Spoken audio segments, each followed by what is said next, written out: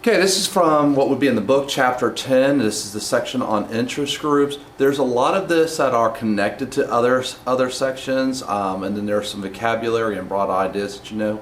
And here there'll be some of these sections that you need more from when reading the book and a little bit more in details in here. You'll notice though, even the title of this about link, and this is where interest groups is one of our linkage institutions in here. Had this earlier, but there are the three main ways of our theories that we have for government. We have the pluralist, hyperpluralist, and elite or class theory in here. We're going to relate this back, and this is a quick review of it for how the interest groups go in here. The pluralist theory was the more positive theory. This is where, for James Madison in Federalist Paper 10, he wrote about how factions would be able to compromise. In this way, for the interest groups, you can have them as one of those factions, and the idea that you're going to have these groups and they're going to come and they're going to be able to work together. So we're on our quiz that we had the different interest groups that you had to know and identify what they're fighting for.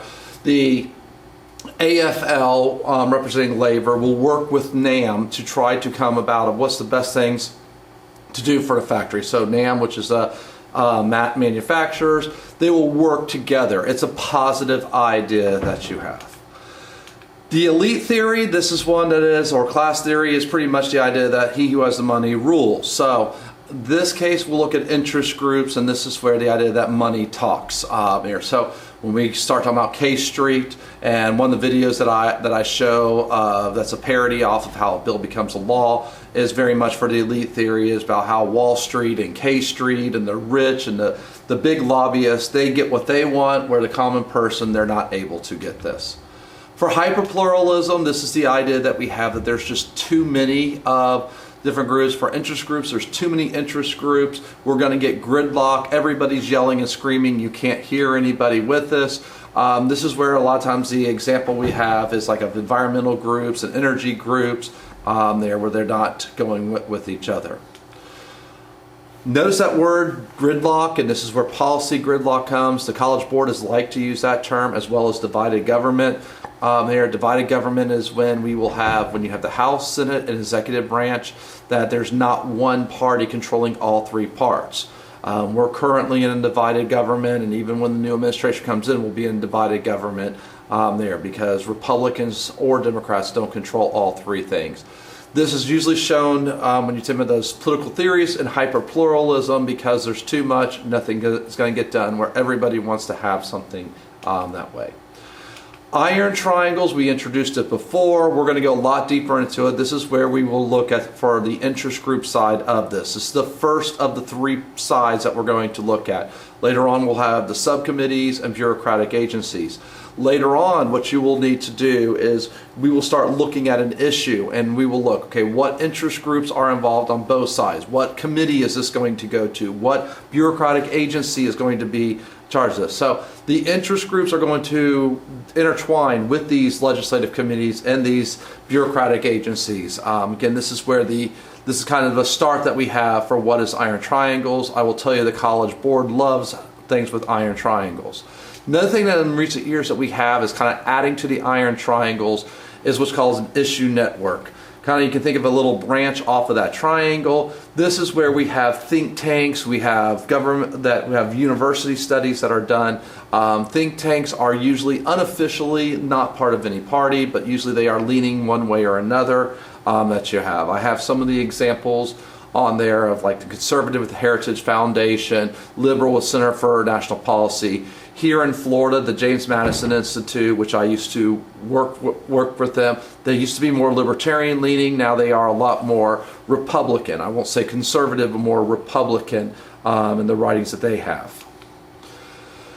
Here's where the interest groups comes in with this iron triangle. So they can be lobbyists, they can be PACs, they can be unions, they can be a group of manufacturers, anything in there, but something that has with subject matter.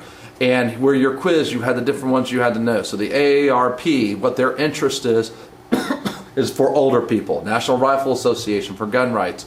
VFW for veterans. So in the iron triangles, how are they going to interact? The one key thing you are going to have in your writing that you're going to write, and maybe use different words for saying it, but it's going to be information. The interest groups have information. They're going to be sharing the information with the other sides of the triangle, with the committees, with the bureaucracies. That information may be biased. That does not mean that it's not true. What is the idea that, like for a congressional committee, is they take the different interest groups and they filter through that information that is given to them in here. We have there where there's bureaucracies, those interest groups will go and try to make sure that the bureaucracies are controlling or not so controlling depending on their side of this. Once again, you see that word give information to the other sides to support their positions. Some of the interest groups that you have. Now this is where you should already know these for our quiz, but as we start lumping them together, they are labor groups with the AFL and Teamsters that are fighting for labor, business groups, U.S. Chamber of Commerce, the National Association of Manufacturers, different professional groups like the AMA, the American Medical Association, the American Bar Association, National Education Association, agricultural groups. Now the key thing about interest groups, these are usually seen as the most powerful. Why are they seen as the most powerful? Money talks, and this is where we'll see the First Amendment and the Citizens United case where the Supreme Court said that if you are, in the case of a PAC or you are allowed freedom of speech, and so they had the money. So a lot of times these are the groups, since they deal with money, that are seen as the most powerful that you have. Cause interest groups are pretty straightforward. They're fighting for a certain cause. The NRA for gun rights, the ACLU, the American Civil Liberties Union, they are fighting then to try to have and protect people's First Amendment rights and other rights besides First Amendment. National Right to Life groups, environmental groups, the Sierra Club, Audubon Society, equity groups, the AARP, NAACP, VFW, NOW, the Urban League. I mean, those groups. You may see AARP and look at that as equity in there, and you're thinking more with different minorities. But yes, we have ageism, so they are fighting for a certain group in their ideas. Religious groups, Jewish Congress, Christian Coalition. Again, their cause, this is usually pretty straightforward for what they're fighting for. The public interest, these were the ones that are the most missed on the quiz. Common cause for political reform. I think you're going to find in the next couple of years we're going to have Common Cause and the League of Women Voters, which try to have fair elections. They're going to probably try to have a lot of changes so we don't have the problems that we had in 2020 happen again in 2022 and 2024. MAD, I use that as an example for our quiz as the Mothers Against Drunk Driving, where they had a very significant power for what they did. Emily's List stands for Early Money is Like Yeast. This is for pro-choice women. Emily's List and earlier in history, the Christian Coalition, they are groups that now they try to find and identify early on. The Christian Coalition in the 1980s and the 90s tried to find different people with their organization that would run for lower offices, school board, city council, county commissioners, and now we see a lot of them that have moved up in our representatives and senators. Emily's List started again about 20 years ago, and the idea was to do the same thing. In the 2018 election, we saw where there were dozens of women that got their start last decade through Emily's List, but now are U.S. representatives. Public citizen, this is where we have all those economic interest groups, and sometimes it seems like there's nobody speaking for the common person. Well, this is Ralph Nader's consumer safety group that he had.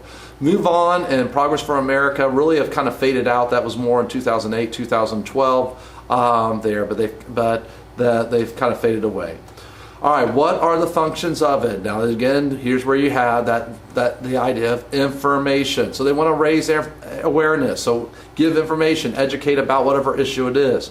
They want to be the link between the membership and the government officials, so the idea of linkage institution. So if I'm a member of the NRA, that they are going to go and try to give information to government officials for things that I may believe in if I was a member of it. Again, give the information to government. This is where in the committees, the testify whenever there are hearings in there. It's going to be a way to get people to do their grassroots participation, get out the vote drives, get people to go and campaign for a certain candidate or an issue. So that's where interest groups are involved in elections. What are their strategies? The first is to influence elections. This is a term, electioneering. We're going to come back to it, but electioneering is a vocabulary word you need to know. There you see the word election. This is where interest groups are going to get involved in elections. Some have it where they rate or grade candidates. The NRA, the right to life, they had a score. If I was a single issue voter and my issue was I want to make sure someone's pro-life, I can go for a right to life organization, and they will have a score of who is better. NRA does the same things. Most organizations just do an endorsement. They endorse one candidate over the other. When there are appointments, whether it be to something in a bureaucracy, like let's say the EPA, or to a court, the interest groups are going to try to find someone that's friendly with them. Lobbying, which we'll come to a little bit more on lobbying. A lot of people have a negative view of lobbying there.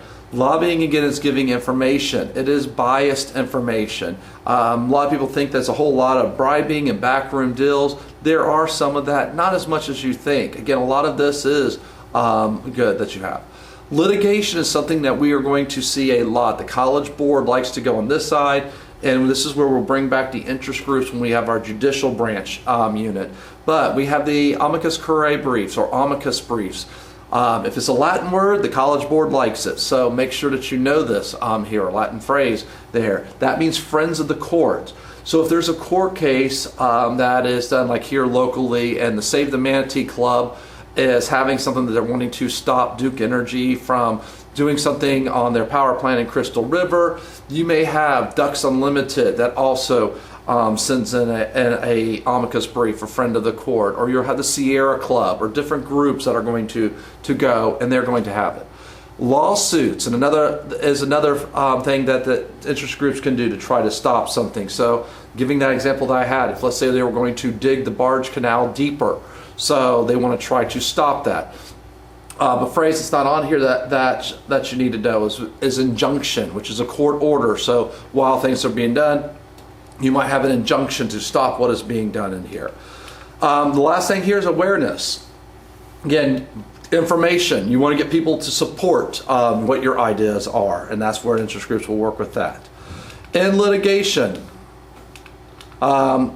here's one that you have, which is a lawsuit. You'll notice the National Urban League, which is usually more Hispanics. Here, this was one from the last census, where the Trump administration was not doing as much for the counts in the urban areas, which there was politics involved in this. The urban areas are more likely to vote Democrat if the counts aren't as accurate and they are less people counted in the urban areas. That means there will be less representatives there that are more likely to be Democrats. So this is why there was a lawsuit to make sure there was more done to try to get an accurate count.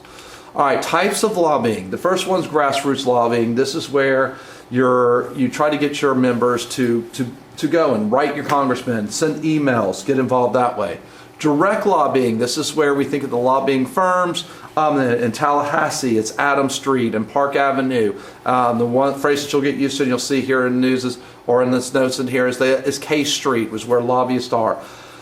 Again, a lot of people think of this in a negative way. Got their name because they would meet the senators representing the lobby of the hotel. They're trying to give them ideas for stuff. There. Most people are thinking, it's a bunch of bribes. No, there are some cases of that, but very little. Again, here's where the positive side. They are experts on this. Again, it's biased information, but they're giving information. And here's where you kind of look at this side in a positive way. They can give some new and innovative ideas of how to solve something. The Farm Bureau knows the most about agriculture, so maybe they can have something better than the people in Washington, D.C. that very little are farmers. Coalition lobbying is when several of them come together. We see this a lot in the court cases, again with the amicus briefs, where the friends of the courts together. Electioneering, this is where they are going to be working on campaigns together. The most common thing is to endorse candidates, or if not, to give them a grade. Emily's List, the Christian Coalition, is examples for trying to recruit new candidates in here. Obviously, money is involved with this. The interest group can set up a PAC. They can give it to individual candidates that support their ideas. You can try to get your members and get them to come and get out the vote drives. Where we saw in the last couple of elections, the money isn't as important as the passionate voters getting there. And then volunteers to work on individuals, or it could be like a referendum that we have here in Florida that they're working on a certain issue. All right, Street, you're going to see this. Now you're probably going to notice it a lot more once you really want to know what it is. Where you hear Wall Street, you automatically are thinking banks and stocks and bonds. K Street, in government, you're automatically thinking there's a lobbyist here. And it's an area that historically had a lot of lobbyist firms and law firms that are in it. Not as much now and there. Most of those are of economic interest, but there are other groups that you have. Here's where going back, and this is why in the notes where we've had this over a couple of days, going back to that idea we have in the beginning, and you think of the pluralist elite theory, hyper-pluralist, how do the interest groups fit into this? For the pluralist, the idea that you have positive, that interest groups are going to come to a compromise. Elite theory, the idea that you're going to have just whoever has the rich and the money, and those lobbyists are going to be the ones getting their ideas. Hyper-pluralist, that there are too many of these interest groups and nothing's going to get done and we're going to have gridlock end here. This is vocabulary. Most of it's straightforward that you should know, but a lot of you I know are at this point especially this chapter was pretty easy for reading. You're just doing a quick skim, trying to find the answers to the questions and get it. But potential group, actual group. Okay, I love my guns. I always joke about that. So I'm part of the potential group for the NRA. I am not a member of the NRA, so I'm not part of the actual group, but I could be. Now, if the NRA was to get something passed, like let's say they were to have it passed at the month of December, we have no sales tax on ammunition, I would get that benefit even though I'm not a member of it if I was buying ammunition on that time in there. So it's not a selective benefit and there that is one that again I would be a free rider in there, so it's a collective good for all. All right, what makes a successful interest group? Wow, this looks like a repeat AP question. Sometimes people think size, and size is important, but it doesn't matter. It's not as quite the way you are. It is good to be big, but it's good to be small. If you are small, which the example that I had for your quiz was the National Beer Wholesalers Union. So that group, basically 150, they're very concise, they're very passionate for what they believe in. There's not differences between the people in it. Meanwhile, it's great to have numbers. Our biggest interest group, the AARP, is a group that there are millions of people. So if you're a representative and you find that the AARP has gone on the side on something, you take a look at it. Now you have to filter through it because are there a lot of people that maybe are a member of that organization that don't agree? A great example of this was with Obamacare, because the AARP was in support of Obamacare, but that doesn't mean that all of those old people were there. Leadership is important there, because again, some interest groups with a good strong leader, they are very powerful, but then when that leader's gone, they die out here. Finances, I know this is where the idea that money talks in there, and I have a question, does money talk in there? But here's where you might be able to go, and you can make a student interest group, but you may not have as big of a voice. A great example of this is where we have our consumer groups. They don't have as big a voice of many of the manufacturers there. So you might have a lot of small contributors or maybe a few large ones in there that you have. The intensity, this is why you kind of look at, some people may be a member of a group, but they're not real intense. Kind of Sierra Club. A lot of people join the Sierra Club because, yeah, they like the environment and they look at things. Maybe it's a neat looking sticker that they had, so they contribute $20, but they're not really intense. Meanwhile, you look at PETA. Their members are usually a lot more intense that you have in here. Single issue groups like pro-life and gun groups, there are some environmental groups. They are usually very strong in their feeling that you have. I had this quote this tweet from Nate Silver, and this is where he gave an example, and I was kind of saying the majority of Americans do not own guns. And there was something at one time I know over 85% of Americans were in support of stricter background checks there, but the NRA is very, very organized there, and there's one group on that side. Meanwhile, I use the term anti-gun groups, but groups that want more gun control. Can you name one? Didn't think. Probably don't have any in mind. And that's why we don't have that organization and that intensity, even though they have. I know Mayor Bloomberg for New York is trying to get a lot of these individual groups to come together to have something that oppose the NRA. All right, these next things, positives, negatives, you probably will need to go and pause it if you're writing these down. In here, this is what would be like 3 or 4 pages in the book. And here, obviously something that would be a repeat type of essay question that you have. Again, think information, okay? Information. Interest groups give information, whether it be expert testimony or they're testifying in a hearing for Congress, or they're giving information to the bureaucracy. They help in checks and balances there to make sure that that the bureaucracy is enforcing the laws that the Congress passed in there. The pluralist idea of compromise between groups. Once again, the idea that they come up with new and innovative ideas. They can help with campaigns or electioneering in here. And they can help with litigation. The best example of that is civil liberties like the ACLU. And when we go through a lot of the court cases, you're going to see the ACLU come up again and again. For the negatives, some of this is where you kind of look at things and you have to look at what, there might be something that an interest group does, but it's a very small number of people that actually benefit from it. Meanwhile, that cost can go to all the taxpayers there. The revolving door idea that you have. This is where there's a lot of representatives or senators that they retire, they then become a lobbyist, they use their connections. We have a former state senator or state representative from here that he lost his election recently, but he's now working for a veterans group. All right, it's a great organization, but would he have gotten that job if it wasn't the fact that for 6 years that he was a state representative? So he has those connections there, and he's used there. The hybrid pluralist and elite theory, there's too many groups or a group has too much power, that comes in. We do try to have, for the elite theory, financial disclosure laws, but as you saw with our PAC unit and where we watched some of those videos on it, a lot of that now just basically, there's too many loopholes and too many gray areas that people or groups can get away with. This is the exact same slide we had in the political parties one. Make sure you know the difference between interest groups and political parties there. Interest groups have one issue. The NRA cares only about gun rights. They don't care about Middle East policy. The NRA doesn't run candidates. Now they may help out a candidate and do electioneering, but they are not going to be, they are not running a candidate. Sometimes you might have a third party emerge from a group there, but again, this is where make sure you know the difference between an interest group and a political party. All right, these are some broad questions that we had. The first one, what has happened to the growth of government and interest groups over the last 50 years? They both have grown. Okay, interest groups, and some of that is for a reason. When an interest group is very passionate about something, a lot of times they want to have their own bureaucracy added to this. One thing that has died out some is for parties, and this is where a lot of people have gone and they're not as involved in a political party, but they're more involved in an interest group.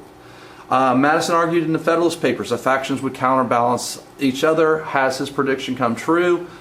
I have to say, unfortunately, that in your cognizant life, that probably isn't true, because we have had in the last few years there some of the most dug in on both sides in this different interest groups, not just political parties, that are just not looking at to even compromise whatsoever. I'm hoping maybe in this next administration that we have some changes there, but because in the past we have had that what's called reaching across the aisle. It's just, again, most of you have not seen that since you've been aware of things in politics. The amendment that protects interest group is the First Amendment, mainly the freedom of speech. And remember, yes, money is speech there. The other part for the interest groups coming in conflict with each other, this is why I had that one, the quizzes, to make sure that you knew what different interests are. And later on, we'll especially look at the iron triangles, where what are some groups that come off obvious against each other. Sometimes like the agricultural groups and environmental groups, or environmental groups with utility groups, or the labor groups with the manufacturer groups. And so this is where you kind of look at some of the ideas that you have, and then we'll see what committees, what bureaucracies they have when we go deeper into the iron triangle side of this.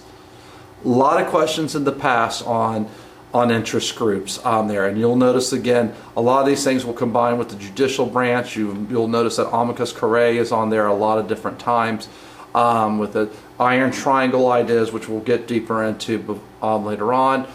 litigation you see on this one, lobbying on different things, litigation, contributions.